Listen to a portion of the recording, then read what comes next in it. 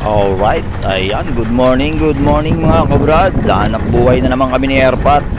Andito naman kami sa ating pang buradol o itong ating flying fish. Ayan mga kabrad, at ang ating pain dito ay galunggong. Sumubo kami ni Airpat, galunggong yung ipain.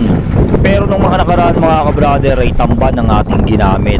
So yun nga, at nag-aarya na kami ni Airpat. Ayan, at nakakapagtaka dito mga kabrad, hindi tulad nung unang laot at mga ilang araw beses nating laot nitong ating pangburadol ay nag-aarya pala kami ni Airpat may humihigit-higit na.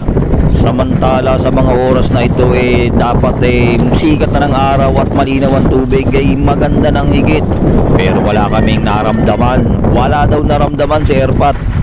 Ang ganda ng sikat ng araw, ang linaw ng tubig, which is yun ang pinakamaganda dito sa ating pangburadol. At hindi na nga namin naipakita mga kabrader itong ating pagbabatak at ang aming nahuli na isang piraso. Ayun nga, isang piraso at yun ng ating kulay puting Coca-Cola. Ang laman pala nitong ating cooler. At sa pagkakataong ito mga kabrader ay padalawang area na tayo. Kalahati ng kalahati ang unang inarya namin ni Airpat at ayun nga, isang piraso ang huli. So this time check natin mga kabrader, alas 9 na ng umaga. At tatapusin namin ni Airpat i-area itong kalahati ng kalahati nitong ating kita. At malayo sa pwesto na inarya natin kanina mga kabrader. Bali tumakbo kami palaot ni Airpat at ang sabi niya baka maganda dito sa parting palaot. So this time mga kabrad, at nagpapahinga kami ni Airpat at sabi niya kailangan patiimin muna ang ating kitang at baka madaanan ng magandang kawan ng buradol. Yun ang ating bandera. At sa pagkakataong ito mga kabrader halos hindi kami nag-iimikan ni Airpat at wala kaming pansinan. Ayun parang tingin sa orasan niya, mga 30 minutes daw bago namin batakin. At pagdating nga ng mga bandang alas 9 binatak na nga namin ni Airpat. At tingnan natin kung ano magiging resulta nito mga kabrader. Siya, tama na yung patim niya at batakin na natin pa. Ayan, at binata ko na nga mga, pero pansin nyo mga kabrader yung binabata ko din puro pain. Talaga nga namang ang aming paghahanap buhay na ito para kaming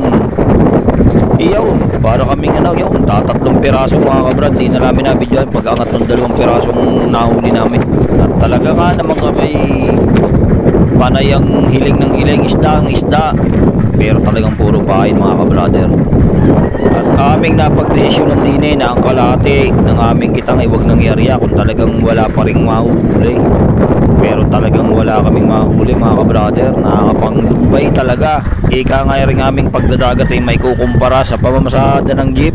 Minsan punong-puno ka na, may mga nasakay pa. Minsan naman wala kang sakay, nakakarating ka na sa iyong pupunta nang wala ka talagang sakay. Talaga nga naman ang buhay. Aray, ang bandera namin ilang kawil na at talagang yun lang ang 3 piraso ang aming huli sa kalahati nitong aming kitang. Ay ganun talaga ang buhay. Talagang weather lang, ika nga. Tiya, pahinga muna tayo din sa ating pagbubura daw. At balik pang bibisugo muna uli tayo siguro mga kabrader.